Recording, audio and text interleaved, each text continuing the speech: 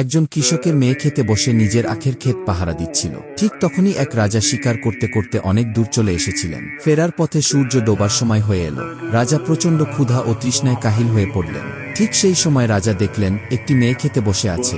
রাজা তার কাছে গিয়ে বললেন, ক্ষুধা আর তৃষ্ণায় প্রাণটা বেরিয়ে যাচ্ছে, দয়া করে আমাকে কিছু খাওয়া বা পান করার ব্যবস্থা করে দাও। মেয়েটির কাছে খেতে তখন কিছুই ছিল না। সে ক্ষেত থেকে দুটি মোটা আখ তুলে আনল, একটি পাত্রে আখের রস করে রাজাকে দিল।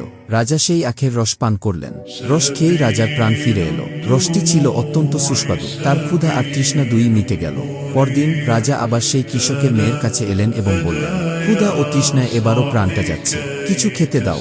মেয়েটি আবার ক্ষেত থেকে আখ তুলে আনে, কিন্তু এবার পাত্রটি পূর্ণ করতে 5টি আখ লাগলো, যেখানে গতকাল মাত্র 2টি আখই যথেষ্ট ছিল। রাজা রস পান করে বললেন, আজকের রসে তো কালকের মতো স্বাদ নেই। মেয়েটি শান্তভাবে জবাব দিল, গতকাল আপনি সত্যিই ক্ষুধার্ত ছিলেন, আজ আপনি শুধু স্বাদের লোভে অভিনয় করছেন। শিক্ষণীয় বার্তা: সত্যিকারের প্রয়োজন ও লোভের মধ্যে পার্থক্য বোঝা গুরুত্বপূর্ণ। সত্য মন থেকে যা আসে তাতেই আসল স্বাদ থাকে।